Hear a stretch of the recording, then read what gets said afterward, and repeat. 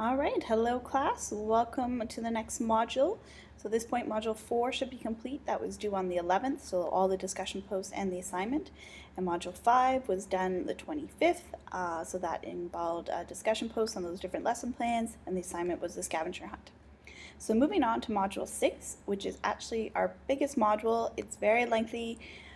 So do take your time through it, chunk it up. I apologize that this is like the meat and potato kind of module. Then module 7 and 8 are much shorter, and then module 9 is simply just posting your unit plan. So this is the biggest chunk here, right here. And then the assignment is also a little bit larger of actually developing a full lesson plan. So let me break it down here for you. Module 6 is all about professional knowledge. So the first part is, what is the course about? So at this point you should have chosen the course code that you're going to develop for your unit plan. So now you're kind of focusing on one certain topic. It's a chance to really familiar yourself with the strands that are in it. In this new document, they have purposely put all of the inquiry strand at the beginning, so every course code starts with the same inquiry strand and then it's different after that.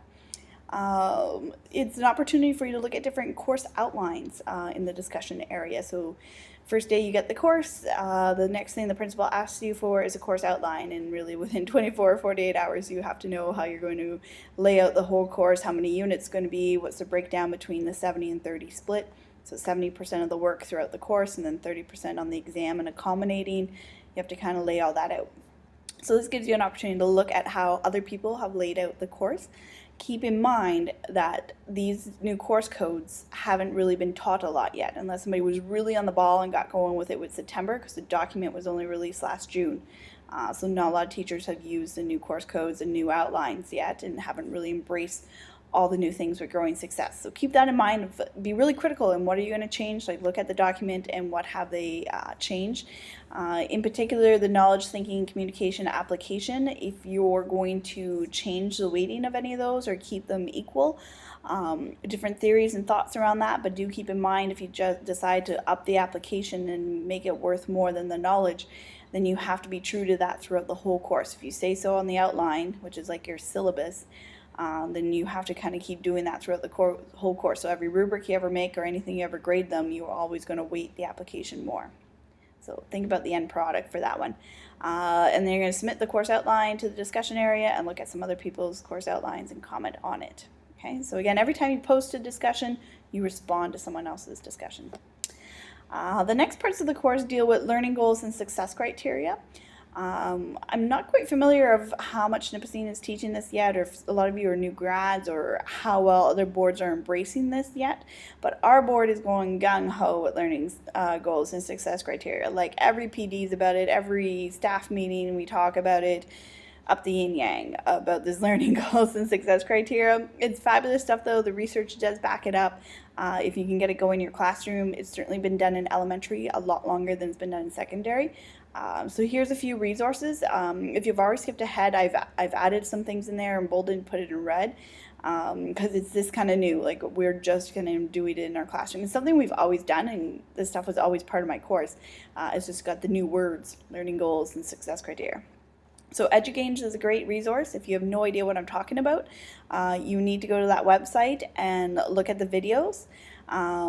For a breakdown, the learning goals are created from the curriculum expectation. So it is your curriculum expectation put into student-friendly language, and you kind of stated at the beginning of your lesson, today we are going to learn about, and then restate whatever the expectation is, right? I like making learning goals for the whole unit as well, and those are usually posted in my room on a chalkboard, or some schools are doing posters or other ways. And then success criteria only come in when they're doing a bigger piece for evaluation. You could do a success criteria for something smaller, but in secondary it seems to be we're bringing this out only when we're going to do that final culminating at the end of the unit, or there's some other little thing in between. Particularly if you're going to build a rubric, or you want them to know how are they going to be marked, then you need to lay out the success criteria. And then there's co-constructing, where they get to give a little bit input into that, of what should be put into the rubric, what should they be marked on. This is where shows lots of signs of more student engagement if the students are involved in how they're going to be marked. The research proves that then they will be more successful. So that's the new terms and the new goal, to use learning goals every day in your classroom and to start talking the language of success criteria with them. So then that brings us to the next part. So part two, it's like backwards design here. Part two is how am I being marked, success criteria. So getting you to think of the culminating at the end of the course. What is going to be the big thing paired with an exam traditionally? So the exam might be worth 10% and this culminating might be worth 20, or you might do an even 15, whatever you decide to do. Another word that's often used is summative, culminating summative. To me, the big thing at the end of the course worth lots of marks. Okay, you're going to think of that thing, because if you don't know what that thing is at the end, then you don't know how to connect your other units to it. What are going to be the big things at the end of each one of your units that helps them be successful in that last culminating project that's part of their final grade. So again, that 30-70 split there, that the culminating plus the exam is 30, and then everything else is 70% throughout. So really think about how you're going to scaffold things. So traditionally in the social science, like intro course, or in the society challenge and change, the students design a science experiment for the end, or a social science experiment, sorry. And that's kind of their big thing. So during one of the units, we just talk about data and collecting data. What does a survey look like? And maybe they just collect the data, but they don't do any analyzing yet. So you need to do a whole culminating thing on just about data in one unit. And then that will feed into their ability to be successful in creating their social science experiment at the end. Right, so that's the kind of idea. What are you doing to help them throughout? Think deeply about how you're going to apply your chosen course and unit. How are you going to make this work for what you've picked? And again, you're reflecting on other people's ideas in the discussion area. Hopefully you can find other people who are doing the same course code, but it doesn't really have to be. Just look at what their big thing at the end of the unit's going, or at the end of the course is going to be, and kind of comment on it. And then part three, again, doing backwards design, is the learning goal. So what are we learning today? So looking at your own teaching and your own planning. We've already talked about the lesson plan. So now what I'm really looking for is you to actually research and post a sample. I've already had somebody post that one from Tina, which is great. I've seen it a few times. It's a great organizer. Maybe you've found something else that you really like. Maybe you found something you've created.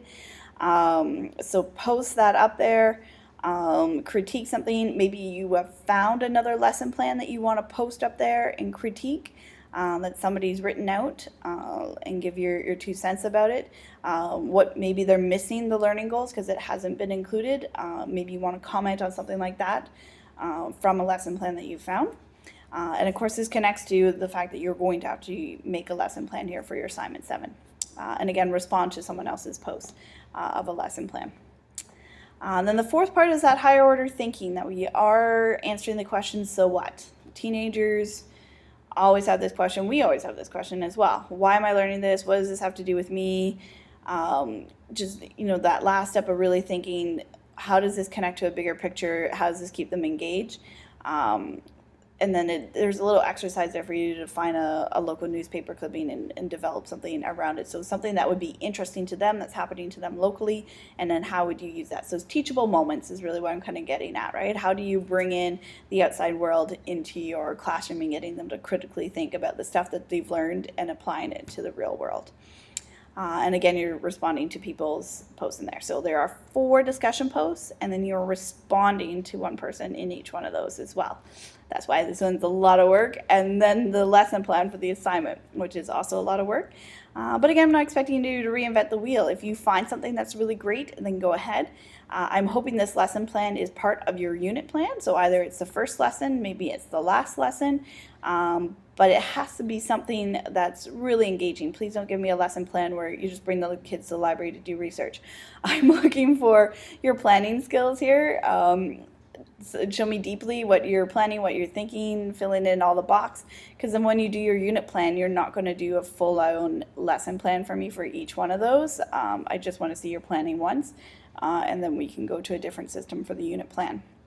All right, so pick a good template, something you like. If you don't like the Nipsey one, but you like another one, maybe somebody's posted something else you really like, then go with it. Really show off your skills. How is it answering that so what? Where's the DI? Where's the tech? Where's the student engagement? Why is this good for millennials?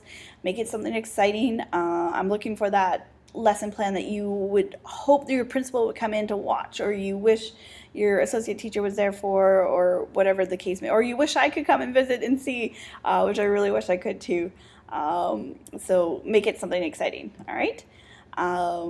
Your unit plan, again, does not have to have full-on detailed lessons. This is the only time you're doing it, all right? And then we will speak more about the unit plan in this upcoming Sunday's webinar if you would like some more information on that. I've already made some one-on-one contact with some other students, which is great. Again, if you want to contact me for a different time slot than that Sunday, I'm more than happy to help out. Right, best of luck. This is a long module, so don't feel bad if you're falling behind. Just keep plowing through it, and I promise it's much easier after that. So we're getting the big chunk done now. Thanks.